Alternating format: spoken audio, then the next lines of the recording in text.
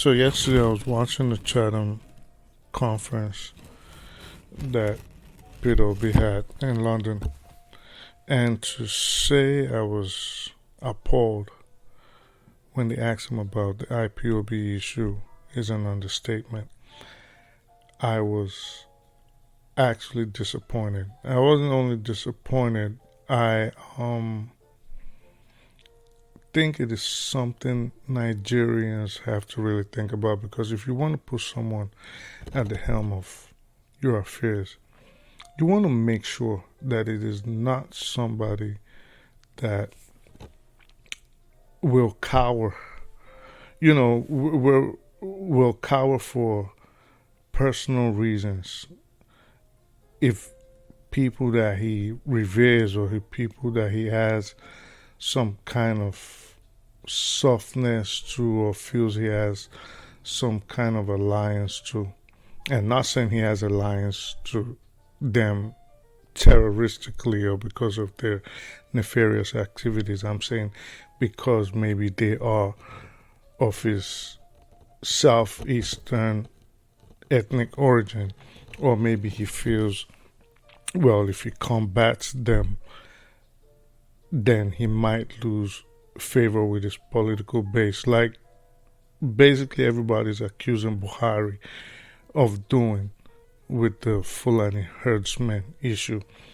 So if the point I'm trying to make is, if when they asked Obi that question, what he should have said is what any impending and intending commander-in-chief would have basically said is, we intend to battle, curtail, and curb any and every party that tries to disintegrate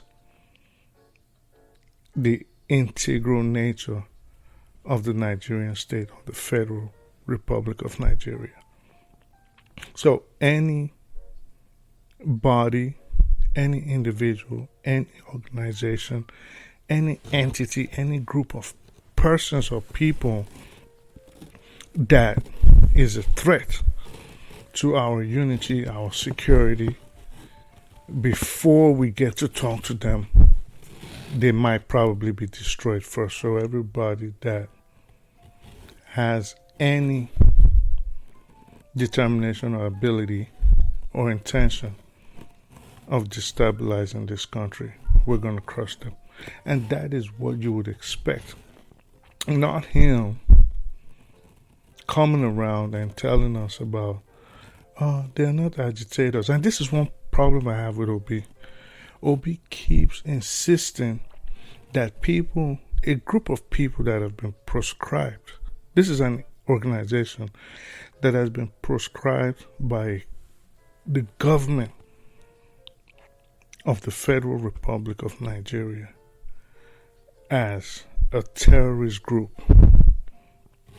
He's telling us that these people, and he keeps repeating it, that they're not terrorists. Obi will tell you that, no, they're not terrorists, they're just agitators. Agitators, and they're beheading people.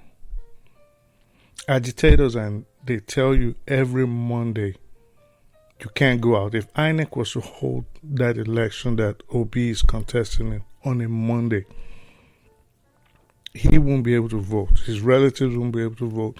His supporters won't be able to vote. His friends won't be able to vote for him. Anybody that comes out to vote, they're getting chopped up in the street. They're getting chopped. They're getting maimed. They're getting beheaded, burnt. These are the atrocities that IPOB, ESN, UGM, the so-called unknown gunmen, these are the atrocities they commit on a daily basis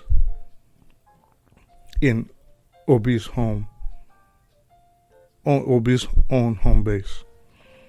But he's still reluctant to call them by what they are, which is that they are terrorists. And I do understand. he doesn't want to offend his political base because, listen, let's not deceive ourselves. See, the problem with Nigeria is everybody always likes playing lip service. Let's not deceive ourselves. If Obi was to say today that IPOB is a terrorist group and he's going to deal with them decisively, he's going to lose at least 60-70% of the support he's getting now from the southeastern region. We know that. So let's call a spade a spade. Let's not deceive ourselves. So if that is the politics he's playing, well, in a way I do understand, but in another way it is very worrisome because we don't want a situation where after this Buhari debacle of him reluctantly tackling the nemesis that was a Fulani herdsman, we don't want to go through that phase again. Someone else will come and be like, oh yeah, this is my family. I don't know. I don't think I really want to harm them or take them to court or, unleash the might of the military on them, even though they are wreaking havoc. So I think it is something people have to keep in mind if you actually are thinking about voting Obi, because to me, not only does that show that you are biased, again, I understand the politics behind it, but from the outside looking in, that shows to me not only that you're biased, but it also shows to me that you are prone to being incompetent. And not only that, you are incompetent, it also shows to me that you will not take decisive measures if you think it'll go against you politically. And believe it or not, as president and commander-in-chief of a nation, most of the critical decisions you're going to make are the ones that are going to hurt you politically. They're going to hurt your ratings. They're going to hurt how your own people, your own supporters look at you. And those are the most important things that the most important steps that you will take will hurt you, because it will mean that you will have to buck the system. You will have to change the system. So each time you try to change it is not what people are used to, and majority of the people are going to get offended. But if you're going there and you're already basically agitating for IPOB and you're going on every news discussion forum and you're saying, oh, no, they are not terrorists, they are just agitators. And then the most annoying thing, he did this thing that his supporters do. If you tell them something is bad, instead of them to say, well, yeah, that's true, this thing actually is bad, they'll tell you, well, this one is also bad too. Look at that one too. It's not only our own that's bad now. Look at, very unprecedented of him, he threw in Yoruba Nation. Now, outside of a few people who takes Sunday Igboho serious in the Western region, who looks at Sunday Igboho as a national leader for the Yorubas, but Peter Obi foolishly said, well, you're not the only ones agitating. Look at Yoruba Nation. Also Yoruba Nation. If Sunday Igboho tells people to stay in on Monday, are they going to listen?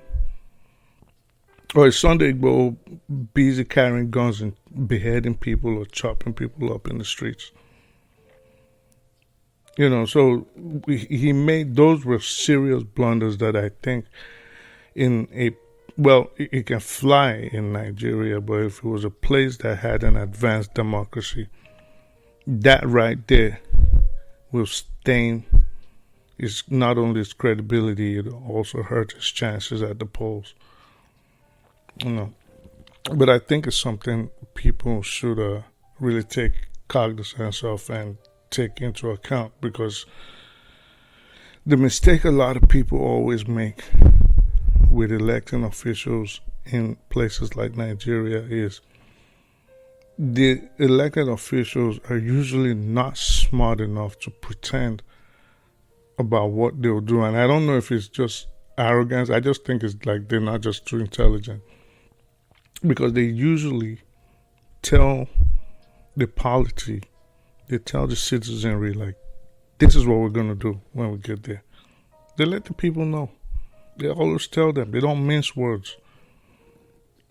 You see it every day. Even Tinubu is already telling people what he's going to do once he gets there. You know, he's already come out and told you, like, it's my turn. This is my turn. You know, so they get in there, they tell people, they say, listen, this is what I'm going to do. Buhari told everybody, GJ told everybody, Obasanjo told everybody. Even Sigi Adua told people what he was going to do. It's just that the people will not, they are so blinded by the sentiment of tribe and creed that they don't listen and they don't think deep. This guy's already telling you that when I get there, no matter what IPOB does or ASN or UGM, I'm not going to tackle them. I'm going to bring them, and then we'll decide what we want to do. I'm going to talk to them. Basically, I'm going to cuddle them. Basically, listen, these are family. That's what he's telling you. These are family. I can't do anything to them. But I think it's more he's scared that it's going to hurt his chances, and he's also scared that if he should lose, he has to go back to face these same criminal elements. But tell me what you think.